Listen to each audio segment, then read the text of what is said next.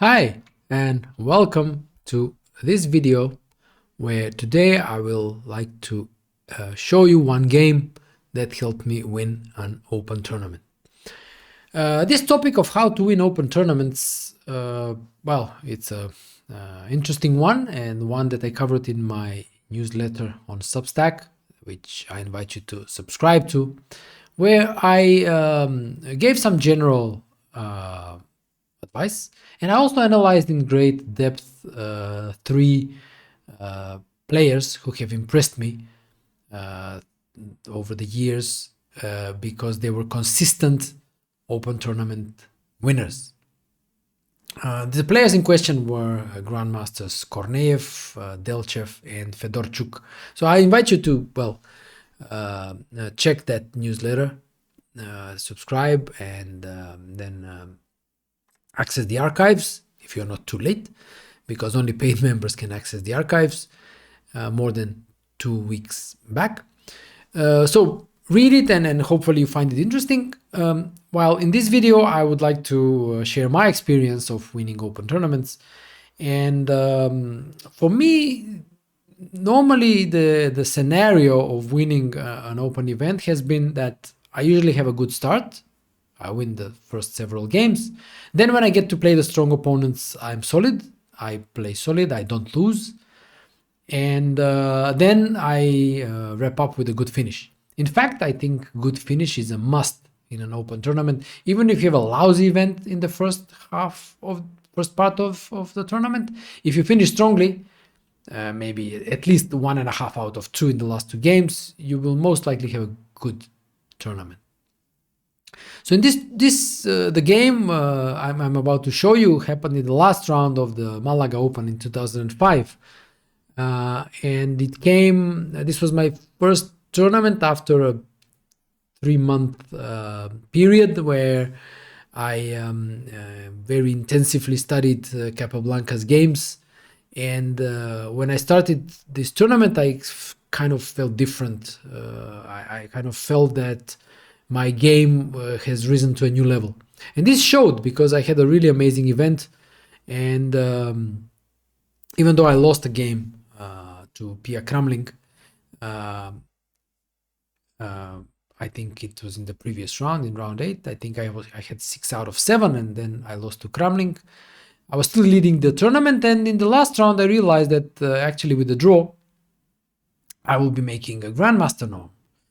At that point, I wasn't really thinking about winning the tournament. I was more concerned with the norm, and realizing that okay, I can do it with a draw. I thought, okay, how can I make a draw?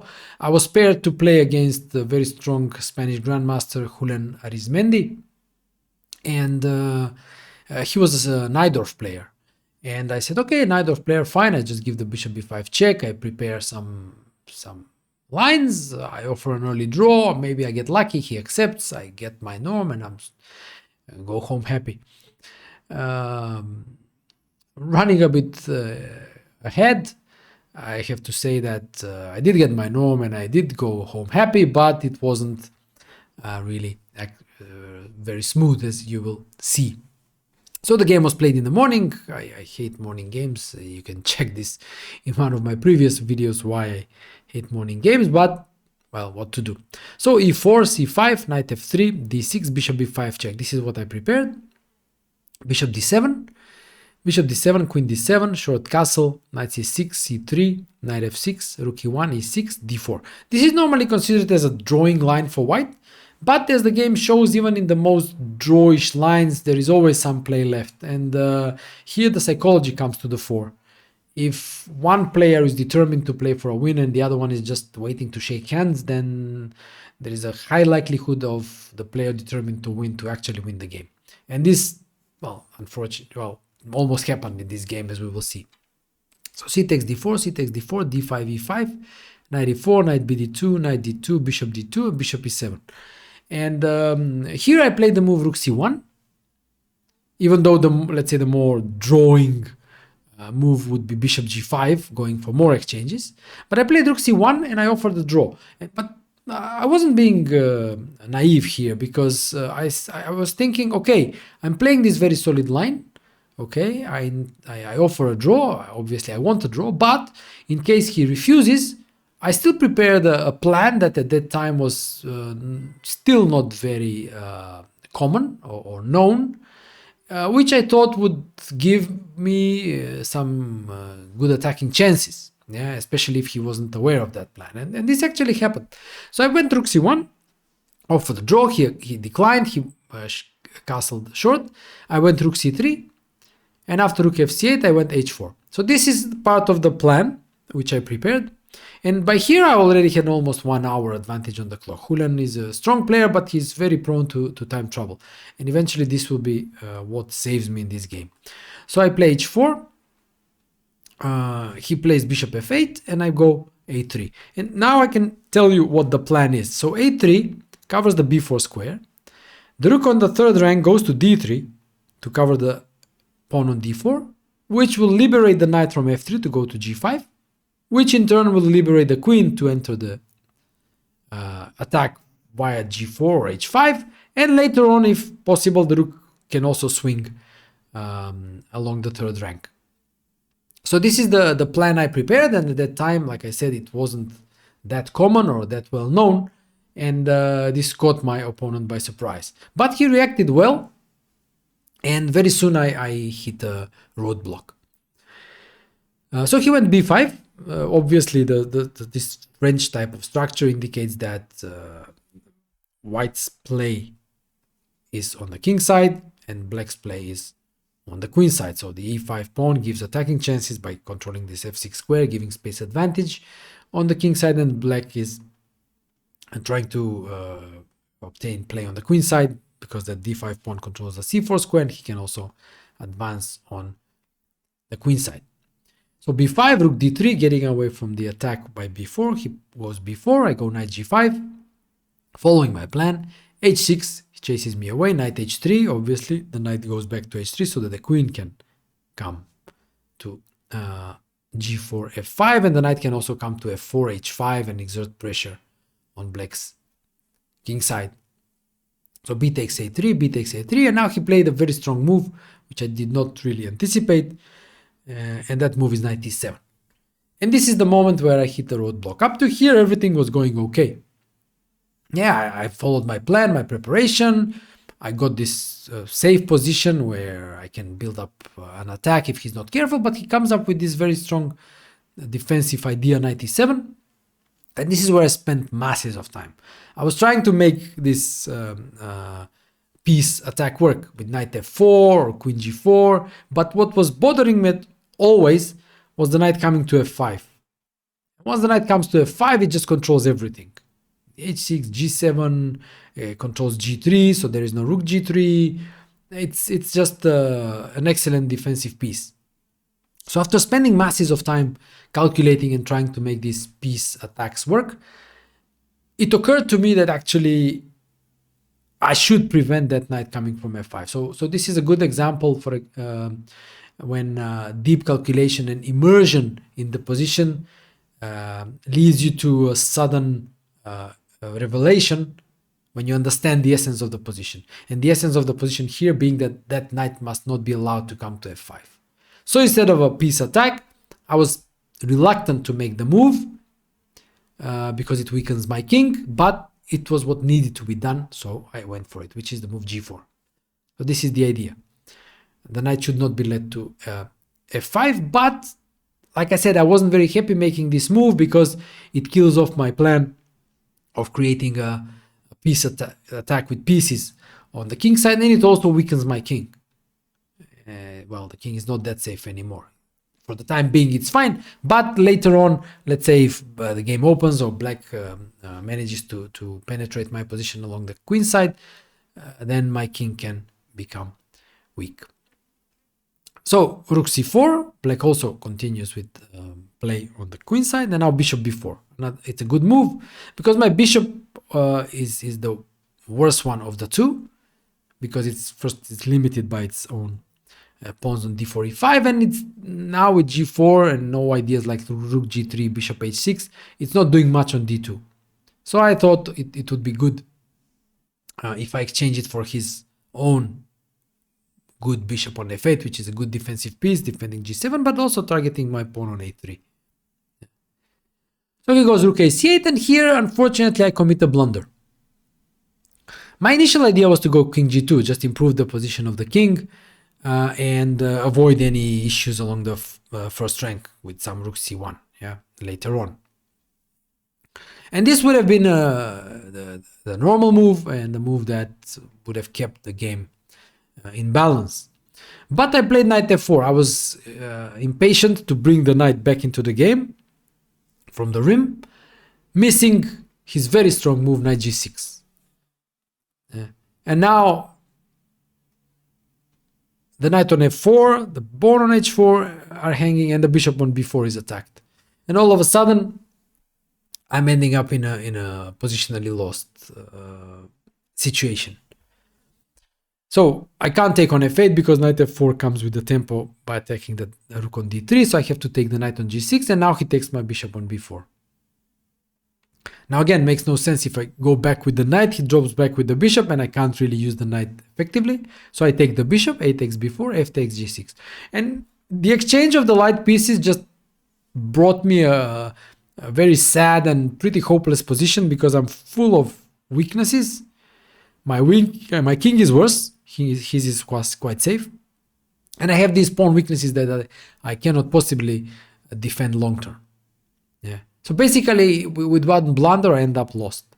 And obviously, this was not a good situation to be in the last round when you want to draw and end up with a norm, and then it's a crushing of a dream. But well, you can't just resign. You just have to fight. Yeah. And here I went. It's difficult for white to come up with moves here. Yeah? And I went with the move g5, which he thought it was terrible, and that has some merit because obviously after h5 that he played, the king is now safe on h7. But my idea was actually to box in his king. Yeah. Yes, h7 is safe, but imagine me somehow miraculously mastering some counterplay along the 8th rank. Yeah. And then his king will be mated. So this was my faint hope, somehow that maybe he goes after my pawns, he loses his guard, misses something, and I end up getting into the 8th rank and creating counterplay. I mentioned the word miraculously, and actually that's what will happen in this game. But before that, I had to survive some very unpleasant minutes. So h5, I go rook f3. I understood that if I allow him to go, let's say rook f8 and then maybe rook f4, it's just game over. Everything is just horrible. My king is bad and it's game over. So I understood that I have to control the f-file. Also, with this faint hope of somehow maybe using it for counterplay. So rook f3, he took on b4, sacrificing the pawn, but like I said, I couldn't really defend them long term. Queen d3, attacking g6, king h7, rook a1, activating the rook, but also stopping him from advancing the a-pawn for the time being. Rook c4, he's just playing very, very systematically, pinning me down to the defense of my weak pawn on d4. Rook f4, queen b7. Well, black is obviously dominating the queen side. Yeah, and with a little care, this should be an easy win. Yeah, because everything is he's dominating here on the queen side, and he should be able to support the a-pawn to advance. Yeah, queen b6, a5, a4, rook b3, a3, and just pushing everything. And that should be it. Yeah, my hope here was that he somehow is careless at some point, and I get this counterplay. And I was also hoping on his time trouble. So king g2, getting away from checks on the first rank. Queen b6. Yeah, there are some tricks in the position. For example, rook b3 runs into rook a7, and I draw by regaining the pawn. So he goes queen b6, supporting a5. Yeah, I go rook d1 because the rook is no longer useful on the a file. It doesn't stop anything. So I support one more time the pawn on d4, which was again attacked one more time. So I concentrate all my defenses on the d4 pawn, but a5. And it's clear that I'm all tied down to the d4 pawn, and this pawn is just marching, and what can I do? No counterplay whatsoever. It's a pretty desperate situation. Again, like I said, not pleasant moments for me, seeing my dream being crushed, and well, pretty depressive. Yeah, but like I said, you have to fight. You have to find it in yourself to look for resources at any point. So I went queen h3. Doesn't really threaten anything, because yeah, black can even take on d4 and exchange d4 for e6, but he didn't want to touch anything. Okay, he didn't want to go for any of these calculational lines, especially as he was getting low on time. So rook b3, rook d3. I have to exchange one pair of rooks. Rook d3, a4 was possible, but he just took a4. Now rook h3, queen h3 now. So I'm hanging by a thread basically. Yeah, he can take on d4, which is fine. Actually, no, now not. Sorry, rook d4 runs into queen e3. Now, after the exchange of rooks, this is not possible because the queen is not defended. Yeah. So he goes rook b4. I go queen c3. Okay, just trying to stir up some trouble. Yeah. My dream is getting a bit closer here, but of course he doesn't allow it. In fact, during the game, I saw that he actually can go rook b1, and after queen c8, queen b5, it will be black who will mate faster. Yeah. But like I said, he was short of time, and this was played without an additional time after move 40, so it was eternal time trouble. And he was playing in time trouble for already some time. So understandably, he was reluctant to allow any calculational lines where I could get some counterplay. So he goes rook c4, preventing queen c8. I go back to h3, latching onto this pawn on e6. And now, in a way, he sort of loses the thread, in a way. He goes rook c7.